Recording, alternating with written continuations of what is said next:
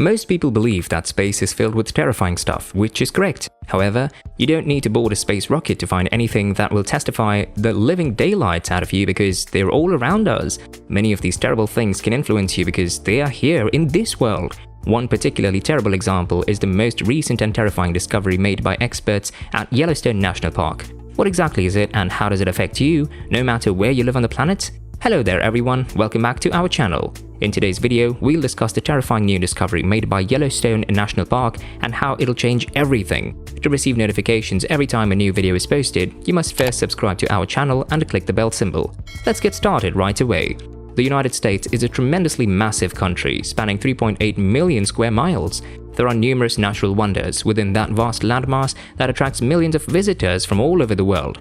Lakes, waterfalls, deserts, and other natural features are examples. However, the government has designated several of these attractions for special care due to their significance. These are the national parks, which are truly immense natural beauties. In 1872, the United States Congress designated Yellowstone National Park as the country's first national park. Environmentalists pushed for wilderness preservation throughout the American West in the years that followed, resulting in the establishment of numerous more national parks and monuments. In 1916, President Woodrow Wilson founded the National Park Service to unify management of America's federal parklands under one organization. Today, the National Park Service maintains 84 million acres throughout all 50 US states and territories, an area larger than Germany's whole territory. These 423 parks have acted as an example for governments all over the world. Yellowstone was the most visited national park in the United States in 2020 with nearly 4 million visitors. Yellowstone has enough attractions to keep visitors coming back. This spectacular wilderness area sprawls across a basalt plateau in Wyoming's northwest corner, spilling into neighboring Idaho and Montana. It's at the core of the Greater Yellowstone ecosystem, which is one of the world's largest and best preserved temperature zone ecosystems. This park, which is one of Wyoming's top attractions, is known for its magnificent scenery, diversified ecosystems, and unique geothermal wonders. Yellowstone has the most active geysers in the world and provides a glimpse into the strong forces deep beneath the Earth's crust, the same forces that sculpted this park and its bright and dramatic landscapes. From serpentine rivers and sweeping green valleys to immense lakes, canyons, thundering waterfalls, and hissing lunar-like landscapes, the panorama is breathtaking. Each season paints a vastly different picture. From the lush greens and glittering blues of spring and summer, when herds of bison and elk graze along the river banks, to the flaming reds, oranges, and golds of fall when dangerous grizzlies and black bears feed on berries, to the snowy wonderland of winter.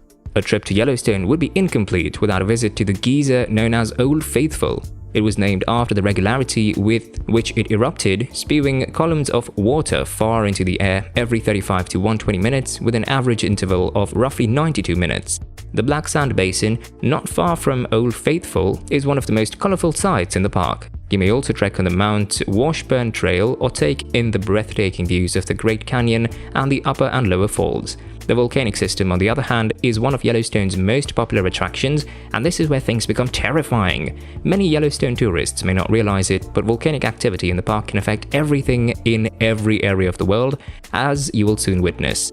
Our tale of the Yellowstone volcanic system begins around 66 million years ago when the Cenozoic era began. The park's current location was shaped by widespread mountain-forming volcanic eruptions. However, rumblings continue to occur beneath our feet onto this day. In the Greater Yellowstone area, magma or molten rock found beneath the Earth's crust is near the surface.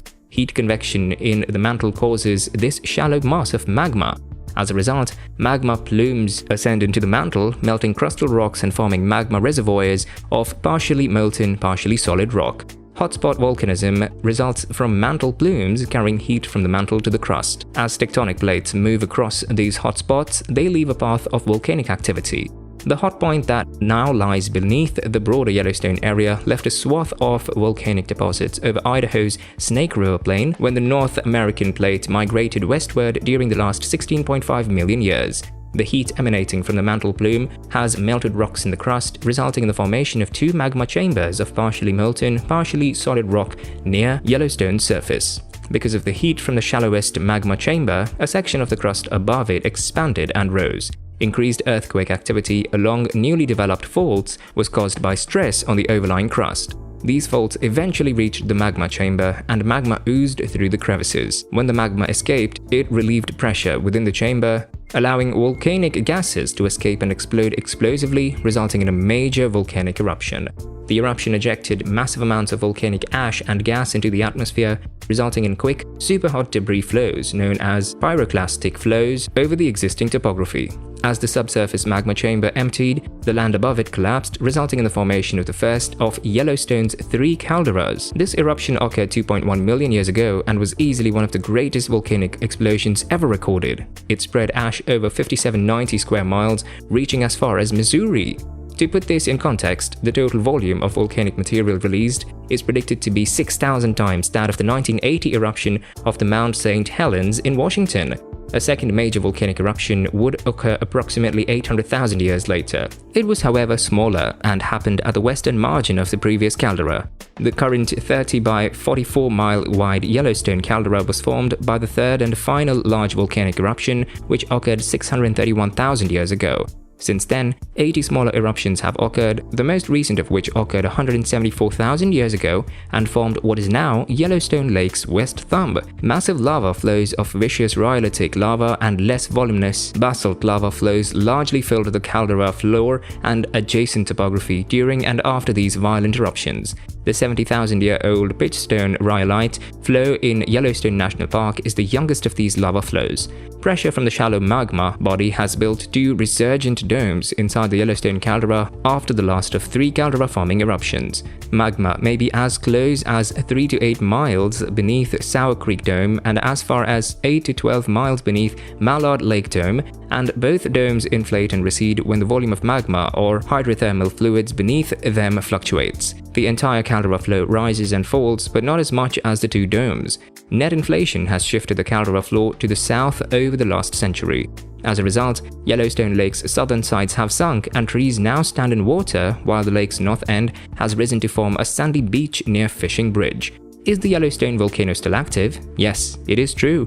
In previous times, remarkable ground displacement has been reported along the central axis of the caldera between Old Faithful and the White Lake in Pelican Valley. Surveys of suspected ground deformation began in 1975 with vertical motion surveys of ground benchmarks. By 1985, surveys showed that the entire caldera had risen by more than a meter. Later, GPS data revealed that the caldera experienced subsidence or sinking until 2005, when it recovered from a severe uplift episode. The greatest significant vertical movement was seen at the White Lake GPS station, located within the caldera's eastern rim, where the cumulative uplift from 2004 to 2010 was approximately 27 centimeters. What happens, however, if Yellowstone's volcano explodes again? It's not a pretty picture. The impact will be felt worldwide, but the closer you are to Yellowstone, the more affected you'll be. This event has the potential to be 1,000 times more powerful than a conventional volcanic eruption, expel at least 240 cubic miles of material, and endure for weeks or months.